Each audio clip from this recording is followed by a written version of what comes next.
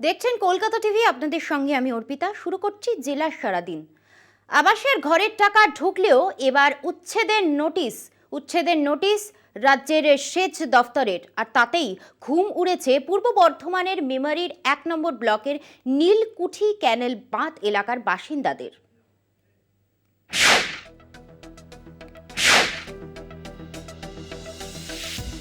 পূর্ব বর্ধমানের নীলকুঠির ক্যানেল বাঁধ এলাকায় গৃহহীন হওয়ার আশঙ্কায় স্থানীয় বাসিন্দারা। আবাসের টাকা পেলেও বেআইনিভাবে বসবাসের অভিযোগে উচ্ছেদের নোটিশ সেচ দপ্তরের। 23শে জানুয়ারি সেচ দপ্তর থেকে উচ্ছেদের নোটিশ দেওয়া হয়েছে। নোটিশে বলা হয়েছে, আপনারা পশ্চিমবঙ্গ সরকারের সেচ ও জলপথ দপ্তরের অন্তর্গত দামোদর লেফট বাঁধের উপর সরকারি জমি দখল করে অবৈধ নির্মাণ করেছেন। এর ফলে দামোদর লেফট বাঁধ ক্ষতিগ্রস্ত হচ্ছে।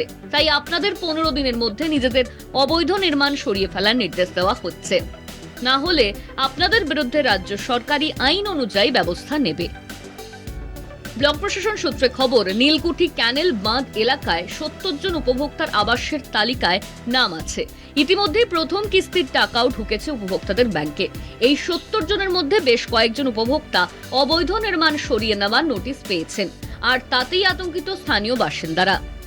যে বলছে যে আমাদের তোমরা 15 দিনের মধ্যে এনতে গুটিয়ে নিয়ে সব চলে যাও। আপনি যে বাড়িটা পেয়েছেন এটা কি সরকারি বাড়ি? সরকারি ঘর।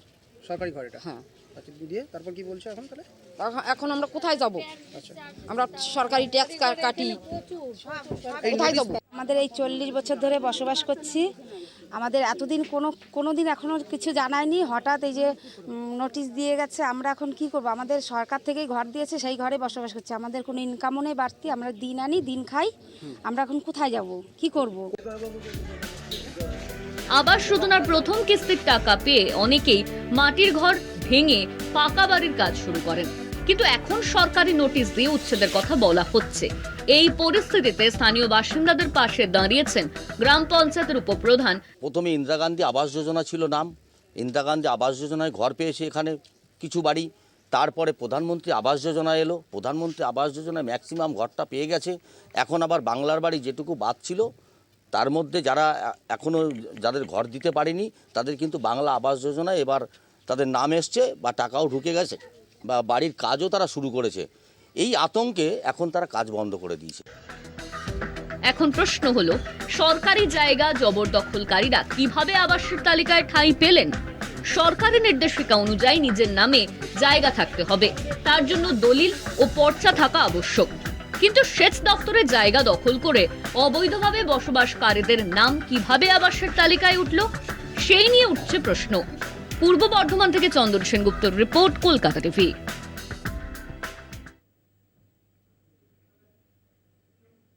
এই মুহূর্তে যে খবরে নজর রাখছি, নোদাখালীতে তৃণমূল কর্মীকে গুলি কাণ্ডে গ্রেফতার একজন। সাতগাছিয়া বিধানসভার সোনাপুর থেকে গ্রেফতার। অভিযোগ, ধৃত মূল অভিযুক্তকে বাড়িতে লুকিয়ে রেখেছিল। ধৃতকে আলিপুর আদালতে পেশ। আপনাদের আরো একবার জানিয়ে রাখি, ফের তৃণমূল কর্মীকে খুন। এবার খুন নোদাখালীতে তৃণমূল কর্মীকে গুলি কাণ্ডে গ্রেফতার একজন। সাতগাছিয়া বিধানসভার সোনাপুর থেকে গ্রেফতার। অভিযোগ, ধৃত মূল অভিযুক্তকে বাড়িতে লুকিয়ে রেখেছিল। ধৃতকে আলিপুর আদালতে পেশ। টেলিফোন লাইনে রয়েছেন আমাদের প্রতিনিধি শুভ্রজিৎ চ্যাটার্জি। পুলিশ সূত্রে আর কি জানা যাচ্ছে? ইতিমধ্যে কিন্তু এই যে যুব তৃণমূল নেতাকে গুলি করার ঘটনা, সেই ঘটনায় কিন্তু একজনকে গ্রেফতার করেছে পুলিশ। এবং পুলিশ সূত্রে যেটা দাবি করা হচ্ছে যে এই ঘটনায় কিন্তু যে মূল অভিযুক্ত যে বা যারা রয়েছে তারা কিন্তু এখনো পর্যন্ত পলাতক এবং অধরা। সেক্ষেত্রে যাকে গ্রেপ্তার করা হয়েছে, এই যে অভিযুক্ত প্রীতম ভোট, এ কিন্তু মূল অভিযুক্তদের আত্মগোপন করতে সাহায্য করেছিল। সেই কারণে কিন্তু পুলিশ গ্রেপ্তার করেছে অভিযুক্তকে এবং আজই কিন্তু তাকে আলিপুর আদালতে পেশ করা হয়। এবং একে জিজ্ঞাসাবাদ এর মাধ্যমে পুলিশ কিন্তু নিজেদের হেফাজতে চেয়ে আলিপুর আদালতে আবেদন জানাবে। এবং এই অভিযুক্তকে জিজ্ঞাসাবাদের মাধ্যমে কিন্তু পুলিশ যারা মূল অভিযুক্ত রয়েছে তাদেরকে ধরার যে চেষ্টা, সেই প্রচেষ্টা কিন্তু করছে। এবং পুলিশের পক্ষ থেকে এখনো পর্যন্ত মূল অভিযুক্তদের কিন্তু খোঁজ যে তল্লাশি, সেই তল্লাশি কিন্তু জারি রাখা হয়েছে। এবং তোমায় জানিয়ে রাখবো যে পুলিশ সূত্রে যেটা আরো খবর, যে মূলত সিন্ডিকেটের ব্যবসা নিয়েই হয়তো এই যে গুলি চালানোর ঘটনা, সেই ঘটনা ঘটে থাকতে পারে বলে পুলিশের প্রাথমিক পর্যায়ে অনুমান। ধন্যবাদ জানাবো আমাদের প্রতিনিধি শুভ্রজিৎকে। আপনাদের আরো একবার জানিয়ে রাখি, নোদাখালীতে তৃণমূল কর্মীকে গুলিকাণ্ডে গ্রেফতার একজন। বিধানসভার সোনাপুর থেকে গ্রেফতার। অভিযোগ, ধৃত মূল অভিযুক্তকে বাড়িতে লুকিয়ে রেখেছিল। ধৃতকে আলিপুর আদালতে পেশ। আপনাদের আরো একবার জানিয়ে রাখি, নোদাখালীতে তৃণমূল কর্মীকে গুলিকাণ্ডে গ্রেফতার একজন। সাতগাছিয়া বিধানসভার সোনাপুর থেকে গ্রেফতার। অভিযোগ, ধৃত মূল অভিযুক্তকে বাড়িতে লুকিয়ে রেখেছিল। ধৃতকে আলিপুর আদালতে পেশ।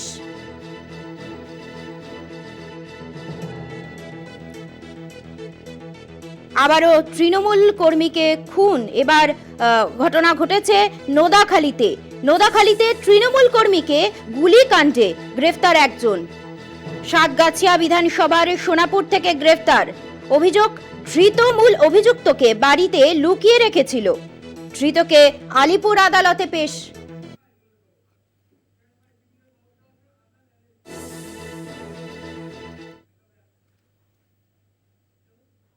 এবার নজর রাখবো পরের খবরে। আসানসোলের ব্যবসায়ীর বাড়িতে আগ্নেয়াস্ত্র নিয়ে আক্রমণের ঘটনায় গ্রেফতার 4 জন।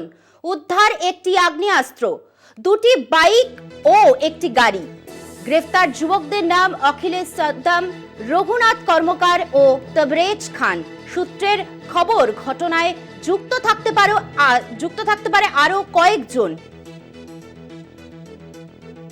আপনাদের আরো একবার জানিয়ে রাখি, আসানসোলের ব্যবসায়ীর বাড়িতে আগ্নেয়াস্ত্র নিয়ে আক্রমণের ঘটনায় গ্রেফতার 4 জন। উদ্ধার একটি আগ্নেয়াস্ত্র, 2টি বাইক এবং একটি গাড়ি। গ্রেফতার যুবকদের নাম অখিলেশ সাদ্দাম, রঘুনাথ কর্মকার ও তবরেজ খান। সূত্রের খবর, ঘটনায় যুক্ত থাকতে পারে আরো কয়েকজন। টেলিফোন লাইনে রয়েছেন আমাদের প্রতিনিধি উৎপল পাঠক। আর কি জানা যাচ্ছে? দেখো অর্পিতা, আসানসোলে দক্ষিণ থানার নর্থ হিলভিউ এলাকাতে গত শুক্রবার এক ফার্নিচার ব্যবসায়ীর বাড়িতে কয়েকজন দুষ্কৃতী ডাকাতের উদ্দেশ্যে তারা সেখানে জড়ো হয় এবং ডাকাতের ছকও কষে।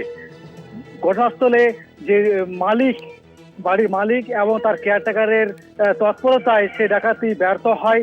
তারপর তাকে পুলিশে খবর দেওয়া হয়। পুলিশ ঘটনাস্থলে এসে সিসিটিভি ফুটেজ সংগ্রহ করে এবং তদন্ত শুরু করে 4 জনকে গ্রেপ্তার করে এবং 2টি বাইক, একটি মারুতি পিস্তল, কার্তুজ, 4টি মোবাইল উদ্ধার করা হয়। এবং আজকে তাদেরকে নিয়ে ডিসিপি সেন্ট্রাল ধ্রুব দাস একটা সাংবাদিক বৈঠক করেন এবং যে আরো জড়িত রয়েছে তাদেরও খোঁজে তল্লাশি চলছে। পুলিশ শুরু করছে ইতিমধ্যেই এবং 4 জনকে আজকে আসানসোল আদালতে তোলা হয়। ধন্যবাদ জানাবো আমাদের প্রতিনিধি উৎপল পাঠককে।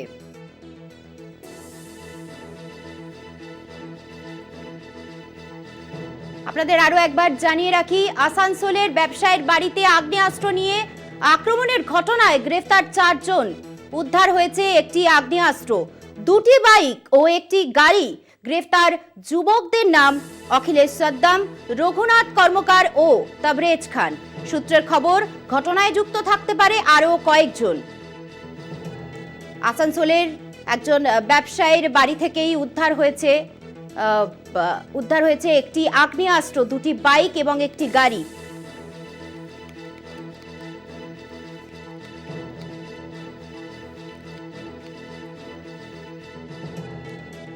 আপনাদের আরো একবার জানিয়ে রাখি, আসানসোলের এক ব্যবসায়ীর বাড়ি থেকে উদ্ধার হয়েছে আগ্নেয়াস্ত্র এবং এই ঘটনার সাথে যুক্ত থাকতে পারে আরো কয়েকজন।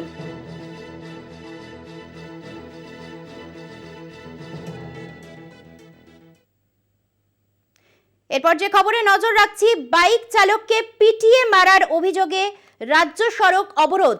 দোষীদের গ্রেফতার ও শাস্তির দাবিতে অবরোধ মুর্শিদাবাদের নওদা থানার আমতলার কাছে। ঘটনাটি ঘটে এক বৃদ্ধাকে ধাক্কা দেওয়ার অভিযোগে মারধর বাইক চালককে।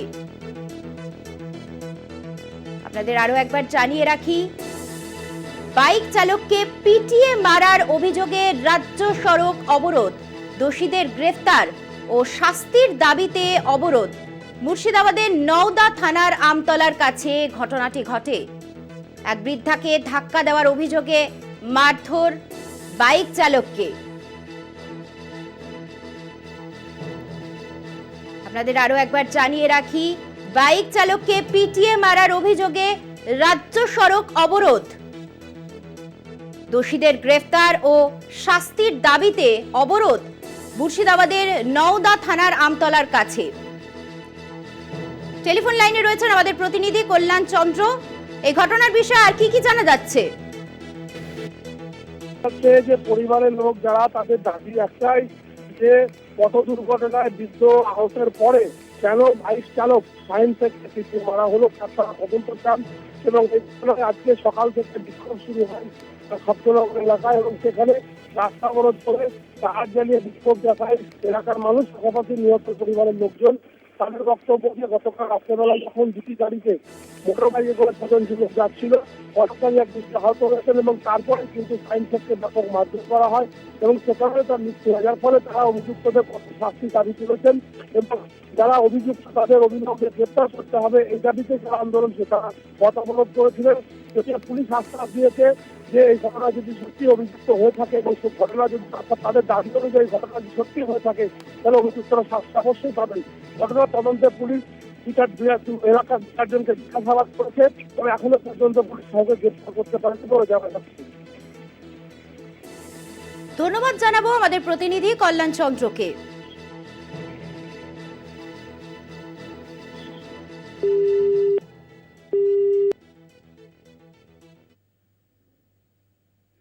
সময় এখন একটা বিরতির, ফিরছি বিরতির পর, সঙ্গে থাকুন।